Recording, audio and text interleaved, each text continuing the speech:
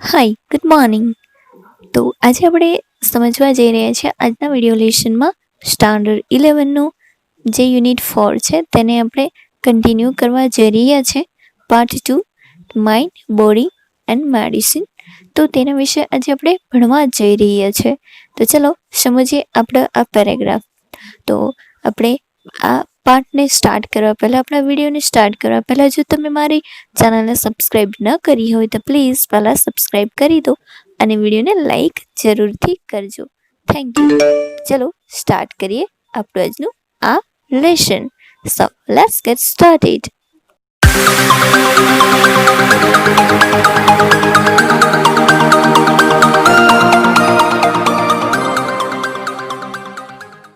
સો વિદ્યાર્થી મિત્રો, આ વિડીયોને તમે શરૂથી લઈને અંત સુધી જોજો, કારણ કે આમાં એવા બધા જ પેરેગ્રાફ જેમ ગુજરાતી ટ્રાન્સક્રિપ્શન સાથે આપ્યા છે. તો તમે શરૂથી જોશો, અંત સુધી જોશો તો તમને આ પાઠમાં સારી રીતે ખ્યાલ આવશે. તો ચલો સ્ટાર્ટ કરીએ. તો ફર્સ્ટ પેરેગ્રાફ તમે અહીં જોઈ શકો છો સ્ક્રીન ઉપર. જ્યાંથી આપણે એન્ડ કરીશું ત્યાંથી જ આપણે અહીં સ્ટાર્ટ કરવાનું છે પાર્ટ 2. તો ફર્સ્ટ પેરેગ્રાફ આપણે સમજવા જઈ રહ્યા છે. Ayurveda, on the other hand, teaches harmony with nature, simplicity, and contentment as keys to well being. It shows us how to live in a state of balance, in which fulfillment is a matter of being, not of having. It connects us with the source of creativity and happiness within ourselves so that we can permanently overcome our psychological problems.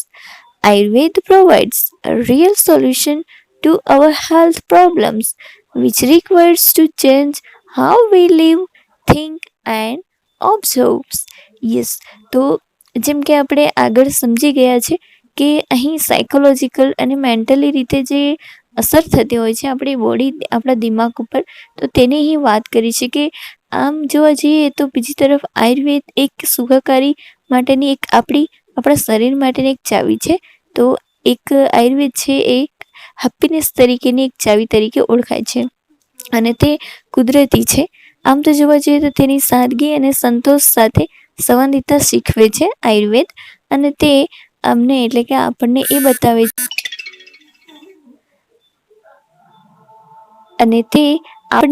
બતાવે છે કે સંતુલનની સ્થિતિમાં કેવી રીતે જીવી શકાય છે, જેમાં પરિપૂર્ણતા એ હોવાની બાબત નથી, પણ તે આપણને સર્જનાત્મક અને સુખની સ્ત્રોત સાથે જોડે છે, જેથી આપણી કાયમી ધોરણે આપણી મનોવૈજ્ઞાનિક સમસ્યાઓ દૂર કરી શકીએ છીએ. અને આમ આયુર્વેદિક આપણી સ્વસ્થ સમસ્યાઓ માટે એક વાસ્તવિક ઉકેલ પૂરો પાડે છે, જે આપણે કેવી રીતે જીવીએ છીએ તેના વિશે આપણે વિચારવું જોઈએ.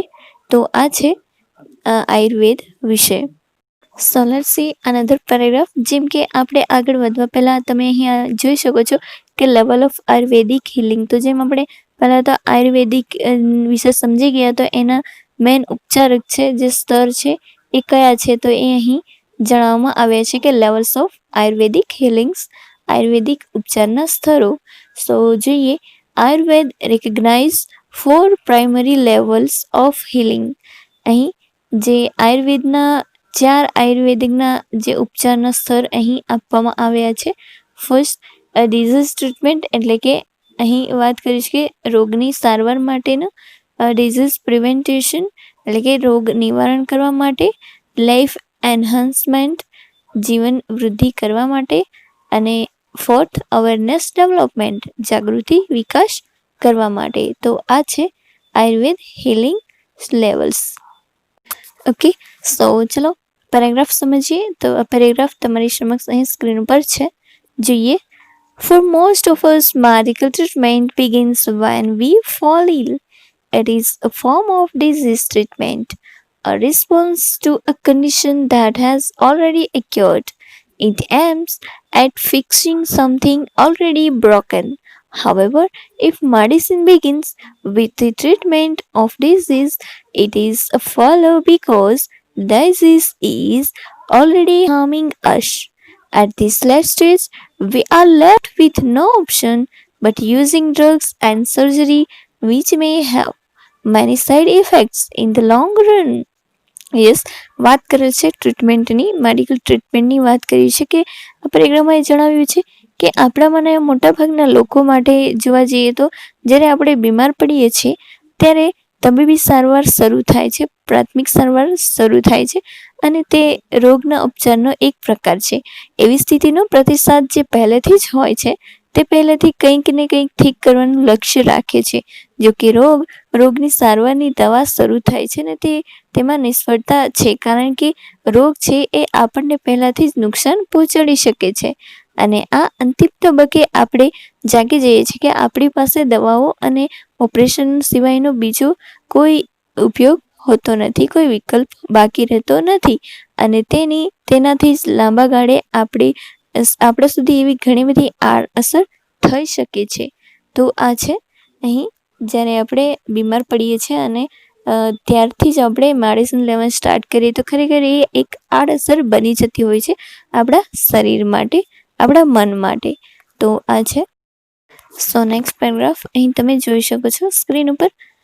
તો ચલો એને પણ આપણે સમજી લઈએ પેરેગ્રાફને. higher level of healing aims at preventing disease before they manifest. Yes, શું વાત કરી છે અહીં કે ઉપચારનો જે ઉચ્ચ સ્તર છે એ રોગને પ્રગટ થાય તે પહેલાં અટકાવવાનું હોય છે. To reach this stage, we ought to consider the fact of our lifestyle, environment, work and psychological condition. We must eliminate the wrong factors in our daily lives that make us helpless to disease. To some extent, we are always sick because our life itself unstable and there are always some disease attacking us, particularly in changes of seasons or in the aging process.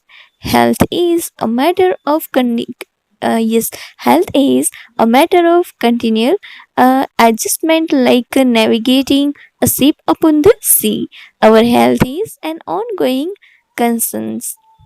Yes, વાત કરી છે કે અહીં એ વાત કરી છે કે આપણો જે ઉપચાર છે ઉચ્ચ સ્તરમાં આવે તો એના માટે જેમ કોઈ પણ રોગ થતો હોય એને અટકાવવા માટે આપણે કંઈક ને કંઈક કરીએ છીએ.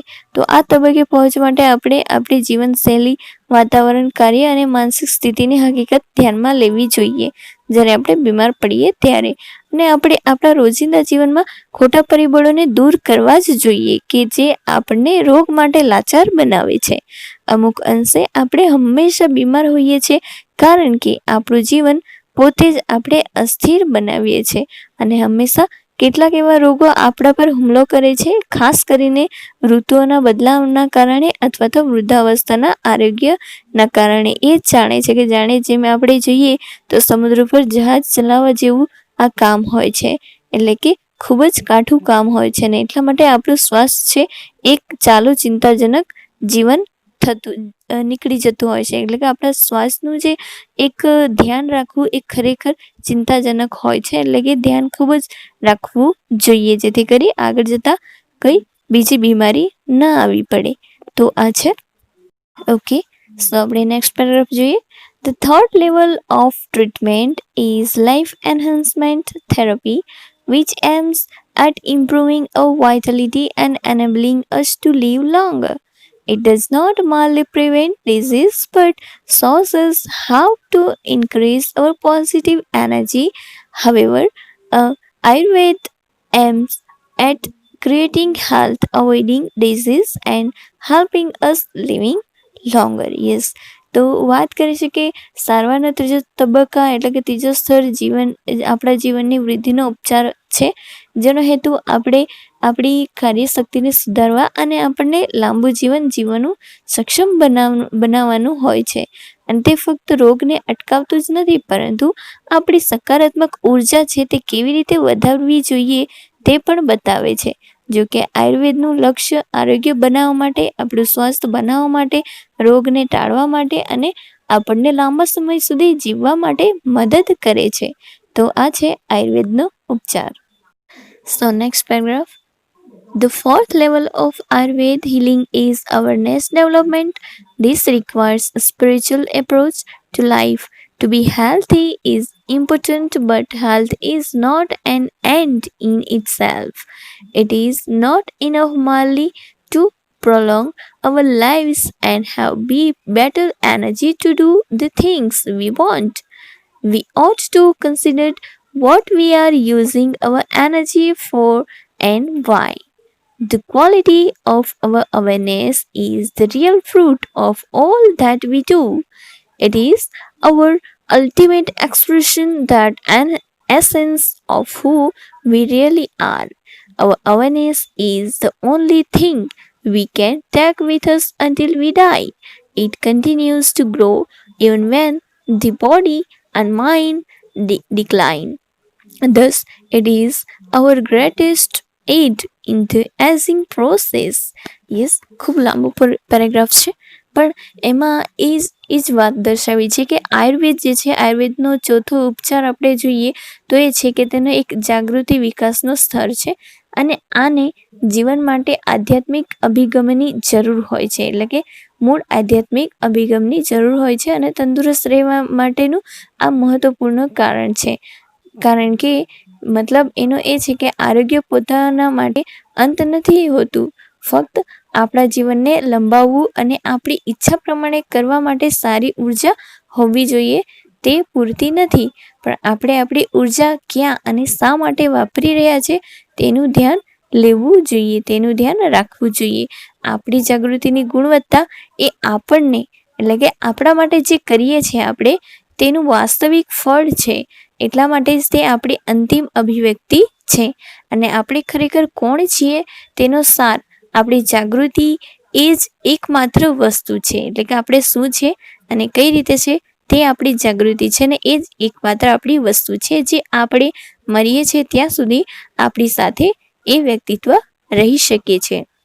અને તે જ્યારે શરીર અને મન ઘટે છે અને ત્યાર પણ તે વધવાનું ચાલુ રાખે છે અને આમ તે વૃદ્ધાવસ્થામાં આપણી સૌથી મોટી સહાય બને છે. અને ત્યારે જ આપણે આયુર્વેદ એટલે કે આ સ્તર માટે જાગૃતિકરણનો વિકાસ આગળ વધતો હોય છે. મતલબ આયુર્વેદના ઉપચારથી આપણે એક માનવ શરીરનો જાગૃતિક વિકાસ બનતો હોય છે. હે સ્ટુડન્ટ્સ, સો હવે આપણે આ લાસ્ટ પેરેગ્રાફ સમજવા જઈ રહ્યા છે. લાસ્ટ પેરેગ્રાફ તમે અહીં જોઈ શકો છો. This is the ultimate goal of Ayurveda, which aims at releasing us from all sorrow and suffering. True awareness is the ultimate cure for all psychological disorders. But to understand it, we must first look into the mind and its functions. We had better start from where we are. In this direction, our journey proceeds. Yes. So અહીં જણાવ્યું છે કે આયુર્વેદનો અંતિમ ધ્યેય એ છે કે જેનો હેતુ આપણને બધા જ દુઃખ અને વેદનાથી મુક્ત કરાવે છે. અને સાચી જાગૃતિ તો એ જ છે કે તમામ મનોવૈજ્ઞાનિક વિકૃતિઓ માટે અંતિમ ઉપાય છે કે તેમાં જેમ આપણે સમજવા માટે આપણે સૌપ્રથમ મન અને તેના કાર્યમાં જોવું જોઈએ, સમજવું જોઈએ, તો જ આપણે ત્યાંથી જ્યાં છીએ ત્યાંથી આપણે વધુ સારી રીતે શરૂઆત કરી શકીએ છીએ અને આ દિશામાં આપણા જીવનની મુસાફરી આગળ વધતી હોય છે એવું આયુર્વેદ કહે છે. એટલે કે આયુર્વેદના ચરણ માટે અહીં કહેવામાં આવ્યું છે કે ખરેખર આ એક મનની વૃદ્ધિ થતી હોય અને એના કારણે આપણા જીવનની મુસાફરી એક સારી મુસાફરી આગળ વધતી હોય છે. તો આ છે ફ્રેન્ડ્સ માઇન્ડ, બોડી અને મેડિસિન્સ. કઈ રીતે આપણા બોડી પર કામ કરતી હોય છે, કઈ રીતે આડઅસર થતી હોય છે અને કઈ રીતે આપણા મગજને અસ્થિર બનાવતો હોય છે મેડિસિન્સ. કે માઇન્ડ જે ફિઝિકલી નેગેટિવ વિચારો લાવતા હોય છે, નકારાત્મક સકારાત્મક જે પણ વિચારો છે, જે આપણામાં ક્યારેક સારી બાબત પણ બની જતી હોય છે અને ક્યારેક ખરાબ બાબત પણ બની જતી હોય છે, પણ એને કંટ્રોલ કરવા માટે આપણે આપણા દિમાગને કંટ્રોલમાં રાખવું જોઈએ, આપણા શરીરની કેર કરવી જોઈએ, સ્વસ્થ રાખવું જોઈએ શરીર, મન, તન. તો જ આપણે આપણા જીવનને આગળ વધારી શકીએ છીએ, મતલબ આપણા જીવનની મુસાફરી આગળ કરી શકીએ છીએ. તો આ જ આ પાઠમાં કહેવાનો હેતુ છે કે જો આપણે આપણા મન અને તનનું ધ્યાન રાખીએ તો આપણે બીજું કંઈ કરવાની જરૂર હોતી નથી. તો આપણે જીવન જે છે ખૂબ સારી રીતે સરળ જીવન આપણે જીવી શકીએ છીએ. તો આ છે આ પાઠમાં તો આપણે આઈ થિંક આ પાર્ટ અહીં ફિનિશ થાય છે. તો હવે આપણે નેક્સ્ટ પાર્ટમાં સ્ટાન્ડર્ડ 11ના નેક્સ્ટ પાર્ટમાં આપણે મળીએ. ત્યાં સુધી તમે આ પાર્ટને જોતા રહો, સબસ્ક્રાઈબ કરતા રહો ચેનલને, અને તમે આ વિડીયોને લાઈક પણ કરી દેજો. તો ચલો હવે આપણે નેક્સ્ટ વિડીયો લેસનમાં મળીશું. ત્યાં સુધી bye, have a good day. Thank you for watching. Jai Hind, જય ભારત.